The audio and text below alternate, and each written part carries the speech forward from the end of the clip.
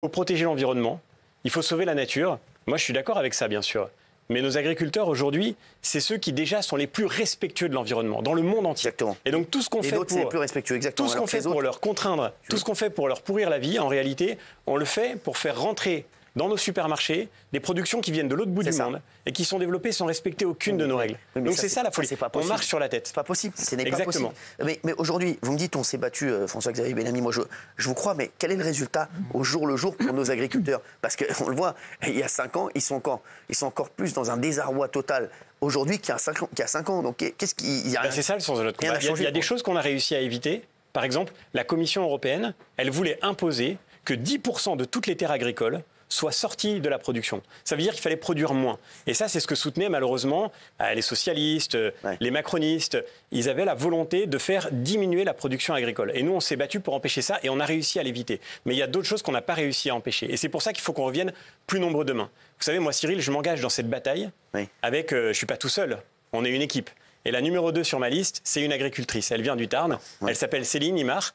Et elle vient de ce département où les paysans ont commencé pour la première fois à retourner les panneaux. Vous avez tous vu cette protestation des agriculteurs qui mettaient les panneaux à l'envers pour dire on marche sur la tête. Et elle vient au Parlement européen pour porter la voix de ces agriculteurs qui n'en peuvent plus et qui veulent changer les choses. Et si on revient plus nombreux, moi j'ai la conviction qu'on peut réussir à remettre l'Europe à l'endroit, à repartir dans la bonne direction. Parce qu'il faut qu'on soit capable demain, et ça tous les gens qui sont là le savent, il faut qu'on soit capable de produire notre alimentation. On en a vraiment besoin. Aujourd'hui, et puis on voit des agriculteurs mourir toujours. On voit des boulangers. Vous parliez d'électricité. J'ai reçu des boulangers ici qui me disaient on peut pas. Il faut qu'on produise 2000 baguettes par heure pour pouvoir s'en sortir. Les boulangers que vous avez eu ici, Cyril, moi je les ai accueillis au Parlement européen et on a travaillé avec eux et c'est pour eux qu'on s'est battu pour faire baisser le prix de l'électricité. Donc vous voyez, c'est des sujets qui sont super concrets en fait. C'est notre vie de tous les jours qui se décide dans cette élection. Vous me dites que les élections européennes, elles peuvent changer le quotidien des Français? Bien sûr. Vous savez, ça se passe...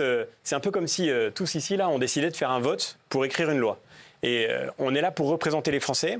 Et ça se joue parfois à quelques voix près. Alors justement... On a des désaccords, c'est normal, c'est la démocratie. Mais votre voix, selon qu'elle va envoyer un député dans un groupe ou dans un autre, elle peut vraiment faire changer les choses. Justement, quand on voit les sondages aujourd'hui des élections européennes, moi par exemple, je suis pas spécialiste et je pense que plein de Français sont un peu comme moi. On voit Jordan Bardella 32%, on voit on en voit 11%, 12%. Ça représente quoi en termes de députés européens qui vont représenter tel ou tel parti? C'est-à-dire que si le Rassemblement national a 30%, ils auront combien de députés?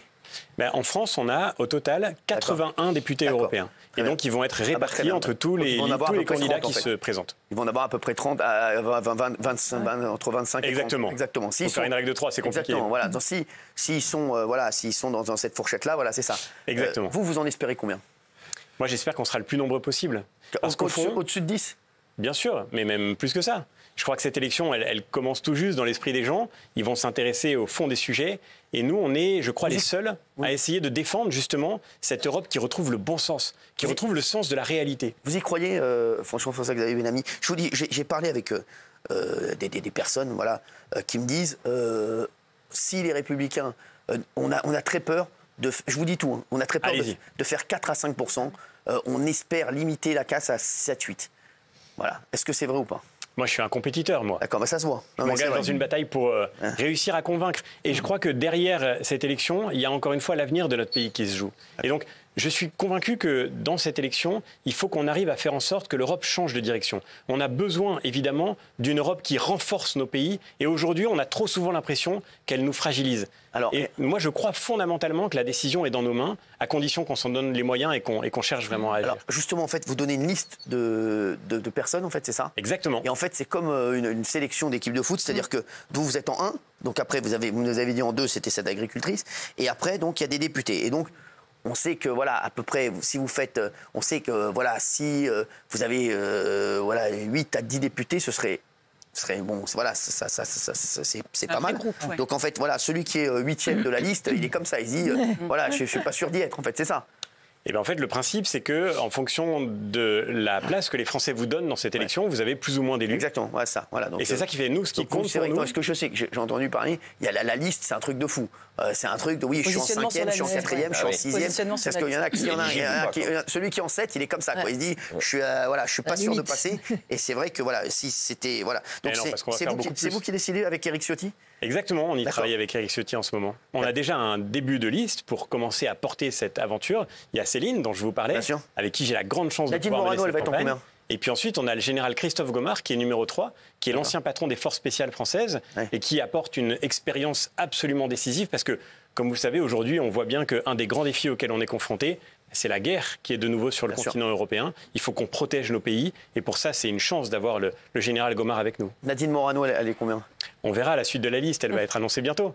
Ouais, c'est comme une sélection, vous l'avez dit. Il faut qu'il reste un peu de suspense. Non, parce que si elle n'est pas en 4 ou 5, ça va être compliqué.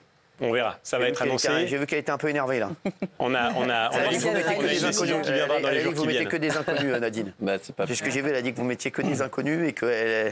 Vous savez, dans une équipe, je pense que c'est super important d'avoir une part de renouvellement. Moi-même, la dernière fois, j'étais tout nouveau. Avec 5 ans d'expérience, maintenant, je commence à avoir un peu de bagage pour mener les combats qu'il faut au Parlement européen. Et puis, il faut aussi qu'on continue ce travail de renouvellement. On en a besoin. Que les gens, elle est très populaire. C'est vrai que c'est. Et il faut aussi, bien sûr, de l'expérience. C'est super important. Bien sûr. Alors, vous avez tous des questions pour François-Xavier Bellamy. Je trouve que c'est très intéressant ce qu'on dit parce qu'on comprend mieux vraiment les choses. Sauf que moi, vous voyez, donc 81 députés. Aujourd'hui, si on est dans les sondages actuels, ce qui fait donc que le RN, on aura à peu près, je vous le dis, voilà, 25.